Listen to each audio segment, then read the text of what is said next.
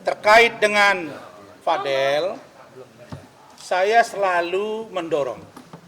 Karena keyakinan saya, ya Bu Hidayah, keyakinan saya, Fadel itu tulus.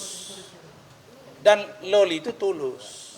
Segala sesuatu yang baik disegerakan. Itu pahala. Nah, saya kok melihat bakat dari Fadel ini, mohon maaf kalau misalnya dicabut laporan, mohon maaf ini. Bukan karena kami takut dia jadi tersangka, bukan. Kalau dicabut oleh NM, ditunggu 18 tahun, mereka dijodohkan, dibantu ini, di marketing bagus ini dengan bintang, jadi ini. Dance-nya ini. Sama kan sama-sama penggerak di seni kok. Nah pertanyaannya, NM marah apa tidak, setuju apa tidak, ya saya terasa serahkan ke kamu. Baru, nah ini kami tadi rapat tim. Kan dia sudah bolak-balik bilang yang 5M.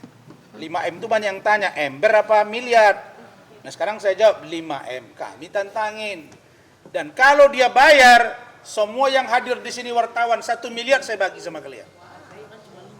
Tolong tanya sama dia. Nah yang 1 miliar lagi tunggu nanti untuk biaya pernikahan. Tapi saya bilang jangan, nanti kamu dimarahi. Itu tergantung saya. Intinya adalah kasus ini jangan dipaksakan. Itu intinya. Jadi prinsip dasar kami selaku tim hukum, kami senantiasa menggerak 2 hal, menggerak pintu hati 2 hal. 1, penyidik agar benar-benar profesional, sudah profesional, tapi lakukan gelar perkara khusus dengan memeriksa saksi kami tambahan. Yang kedua, menyentuh hati NM. Walaupun kau maki-maki saya NM, aku tetap ingin kau berbaikan dengan Fadel. Karena Fadel minta saya jadi saksi kalau mereka menikah.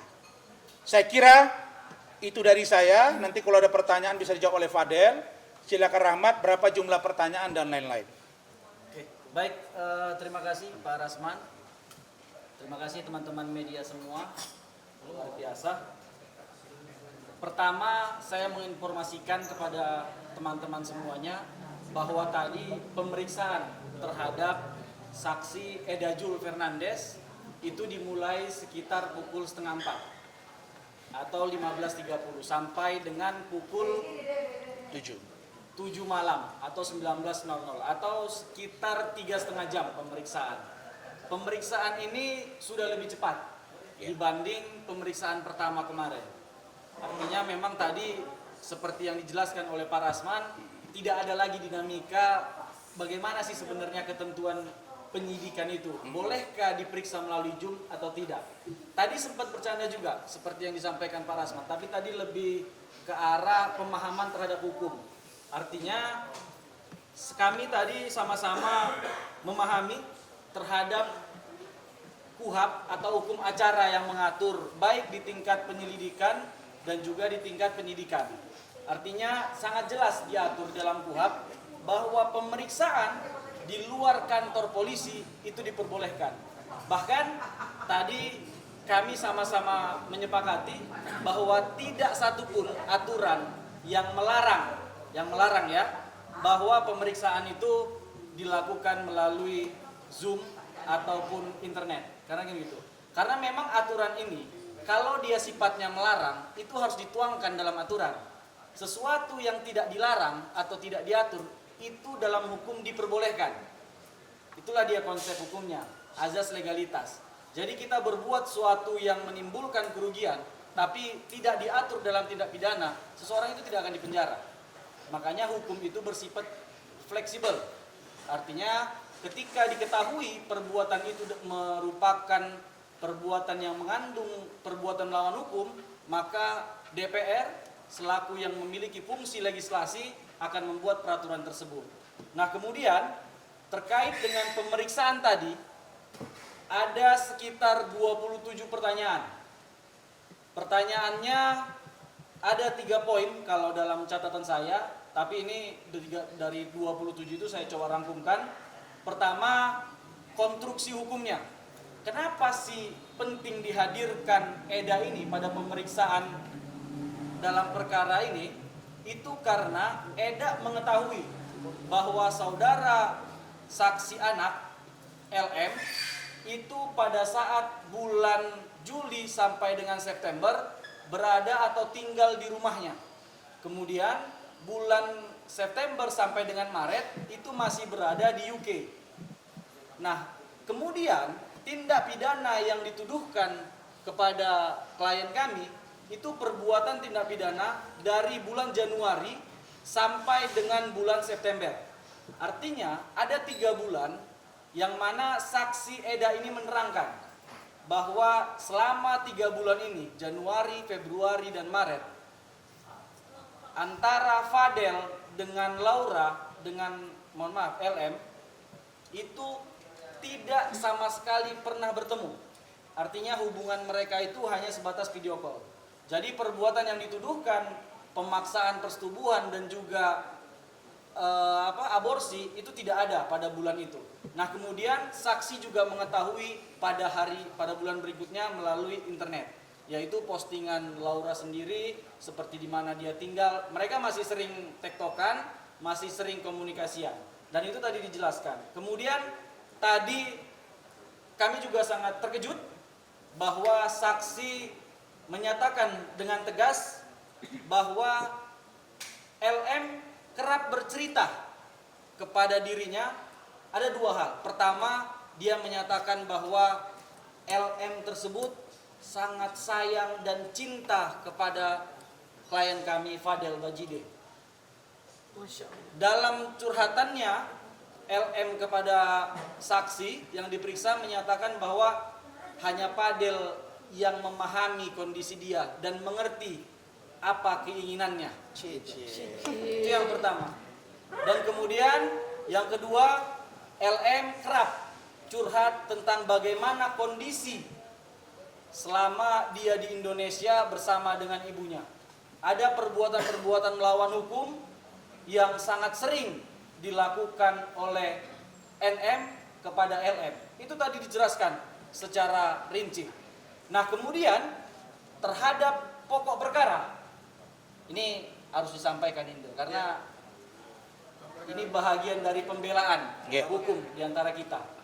Nah, pertama bahwa saksi secara terang menyampaikan bahwa saksi sering mendengar curhatan juga tentang kondisi hubungan atau pacaran LM sebelum dengan Fadel. Artinya memang sudah pernah berhubungan badan dan di UK.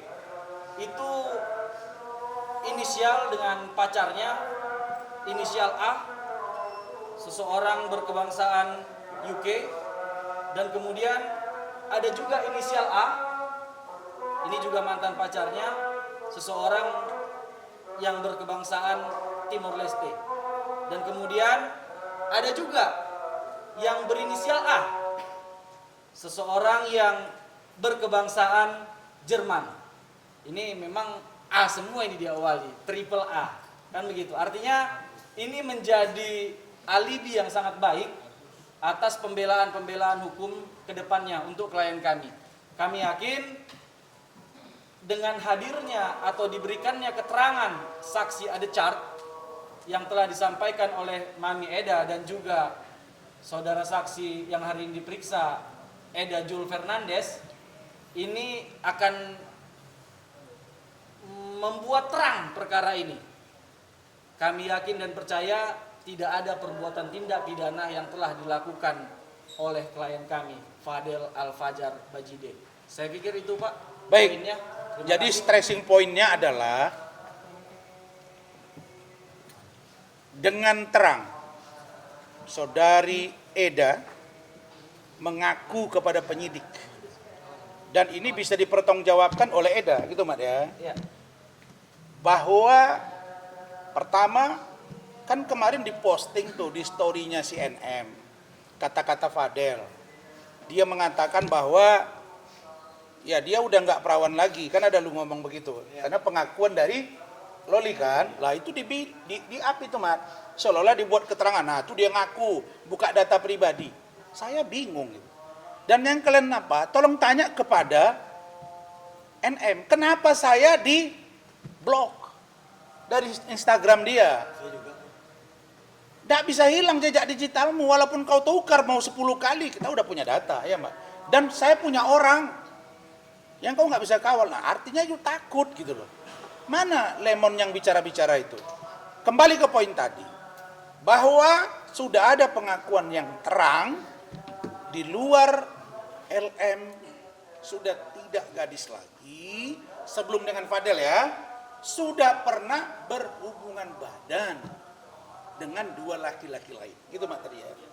Berinisial A, satu orang UK, satu lagi orang Timur Leste. Satu lagi, kita nggak mau sebut karena dibuka itu malu. Tapi itulah yang terjadi gitu. Dan ini dicurhatin oleh LM kepada Eda. Nah pertanyaannya, terus apa yang dipersoalkan dengan saudara Fadel? Nah jadi saya katakan ini makin diungkap, aib akan terungkap. Nah karena itu kami mengatakan bahwa sudah kita sudahi situasi ini, kita akhiri gitu. Nanti seperti apa kita lanjutkan gitu. Nanti bisa ditambahkan Bu Ida. Sebelum Bu Ida silakan Fadel, kamu mau ngomong apa dengan situasi ini? Atau masih sayang nggak atau gimana? Ya ngomong aja. Ngomong aja.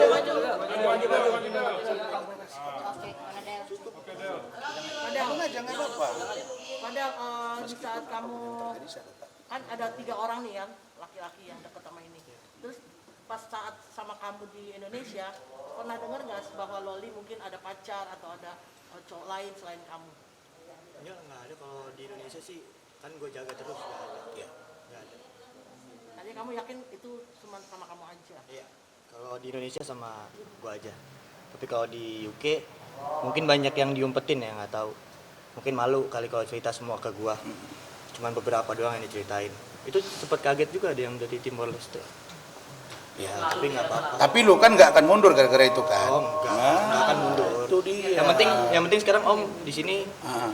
kita buktikan siapa yang benar dan siapa yang salah. Itu aja. Kita ikutin prosesnya. Mau panjang boleh, mau pendek boleh. Kayak gitu. Kalau direstui besok gimana? Kalau di story Mau? besok Kita lamar minggu depan. Kita lamar. Boleh loh pengajuan ke pengadilan, boleh. itu dapat Dispensasi. direstuin dari siapa? Kalau direstui NM, Wah, itu dapat ini berarti berkah. hidayah ya. Oke. Oke. Siap Ya. nggak dia? Jadi artinya saya tahu dia kan gini ya. Kami dengan Rahmat tuh selalu meyakinkan dia. Lu sudah sayang sama dia, lu harus terima dia dalam keadaan apapun. Ya Del kan? Yap.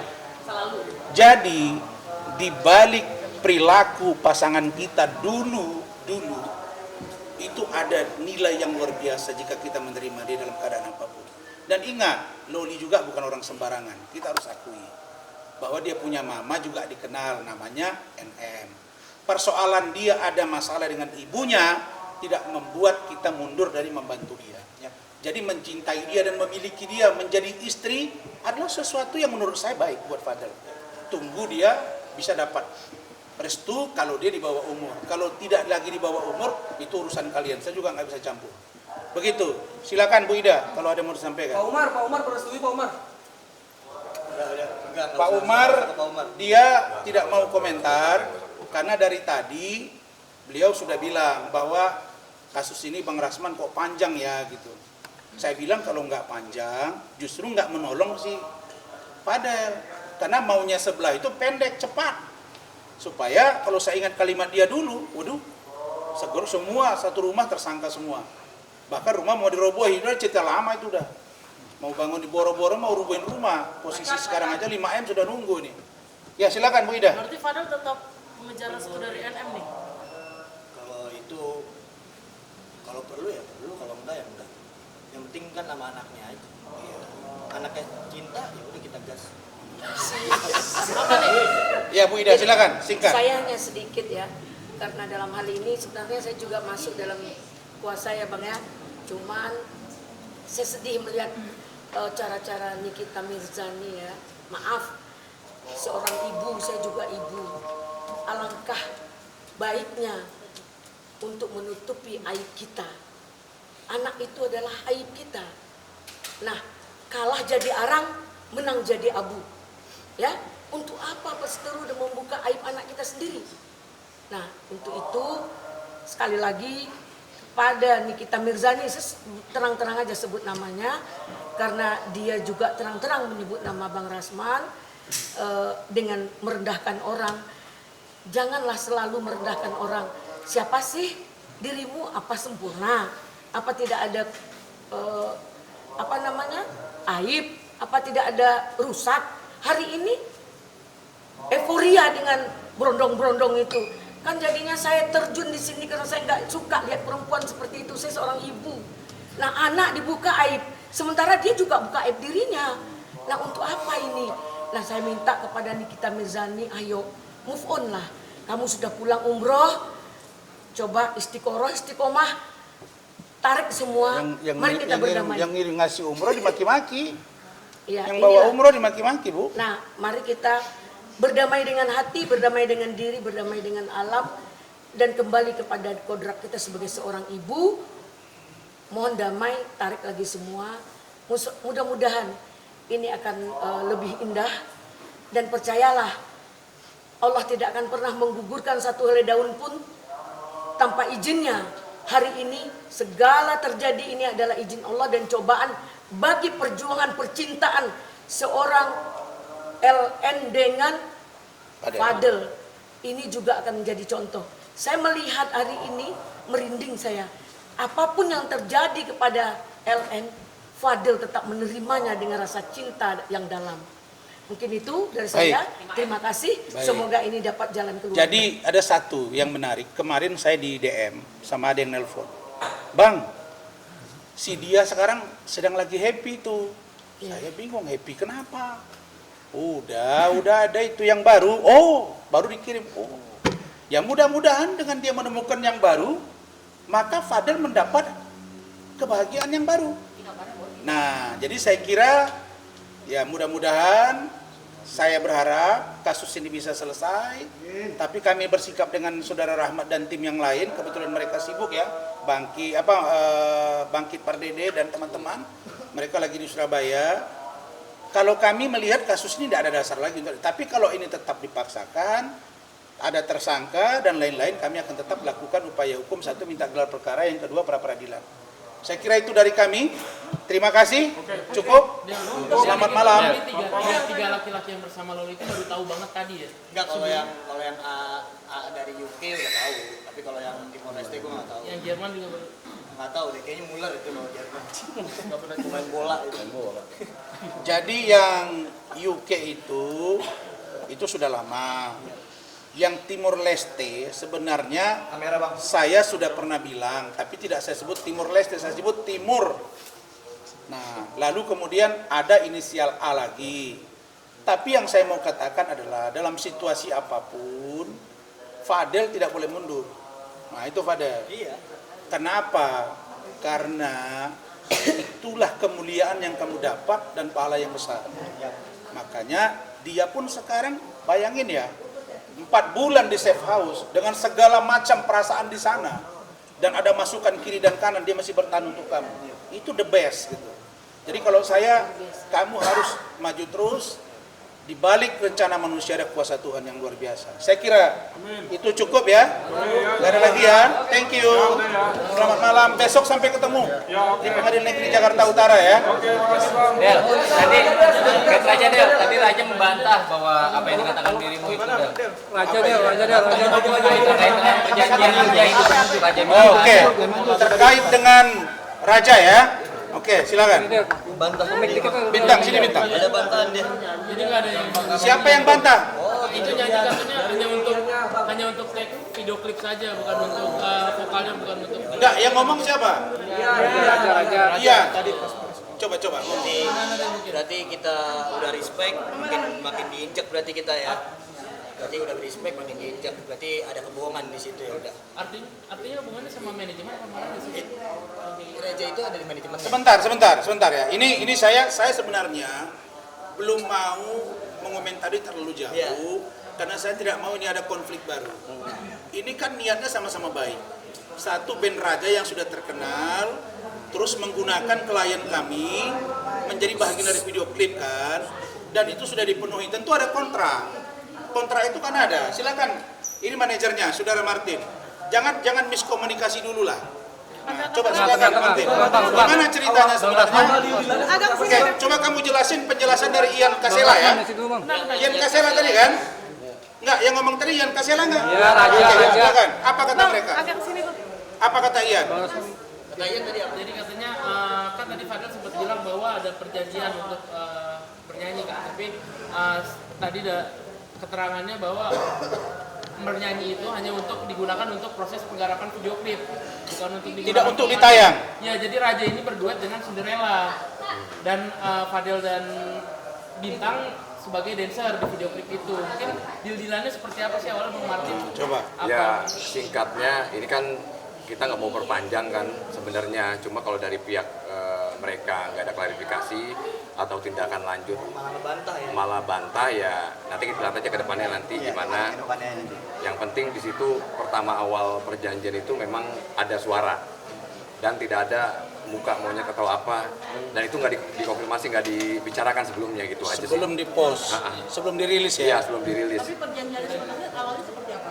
Ya udah, awalnya memang nyanyi, udah sekedar klip sama isi dance gitu aja. Terkait muka monyet, muka Nggak diganti ada. monyet itu katanya karena Ian dan teman-teman melihat Fadel mirip seperti Bruno Mars, jadi mau Mirip Bukan apa? alasan mereka. recall ke Tunggu dulu, mirip apa? Jadi mau recall ke video klipnya. Ya itu Lazy kan Song alasan itu. mereka. Nyatanya awal nggak ada omongan seperti itu gitu aja sih. Bang Martin setelah melihat video itu sempat hubungin mereka? Ada Iya, sempat hubungin tapi belum ada respon. Cuma sesekali kemarin telepon, cuma mau diinfokan lagi nanti kelanjutannya gimana. Nanti kita lihat aja nanti ya. Gua harap nggak sampai bermasalah nih yang sekarang. Karena udah banyak kan peraturan mungkin jadi capek kalau ada Jadi masalah-masalah. gini. Saya rasa tolong lewat manajemen Raja yang sudah membangun komitmen dengan Martin supaya mematuhi kesepakatan yang sudah ada. Itu perjanjian sudah mengikat secara hukum. Kalau salah satu pihak ingkar, termasuk melakukan misalnya rilis atau mereka sudah publish, kan harus diinfo kepada yang bersangkutan. Terus kalau ada wajah yang muncul di situ terus disamakan yang lain kan tidak boleh juga. Kan tidak termasuk dalam perjanjian. Oke, mereka bilang kan suara cuma oke suara, tapi kalau wajah, tapi saya harap jangan begitu dong. Ya, orang sekarang ngira sensasi nih, banyak yang tanya saya tadi. Ini apakah ini gimmick? Bagaimana supaya naik ini lagu? Seolah-olah berantem antara band Raja dengan Fadel dan Bintang. Nah, kita tidak pernah munafik dalam hidup ini. Apa yang ada kita ceritakan. Jadi saya minta, tolong ya lewat manajemen, saya nggak mau ini berseteru. Tolong kalian patuhi perjanjian, perbaiki itu. Teknisnya bicarakan dengan Martin. Ya etikat baiknya lah. Ya, jangan sampai muncul masalah hukum, somasi dan lain sebagainya. Yang pasti menukar wajah Fadel dengan wajah yang bukan wajah dia itu nggak boleh. Dan itu pasti nggak ada di perjanjian. Ada di perjanjian? Nggak ada. Kan nggak ada. Nah, jadi nggak boleh begitu. Atas alasan apapun, kalau kita beritahu nanti Ian Kasela mirip dengan yang lain, gimana perasaan dia? Nggak boleh dimirip-miripin. Ya, oke, cukup ya. Terima kasih. Cukup ya. Kita mau jalan.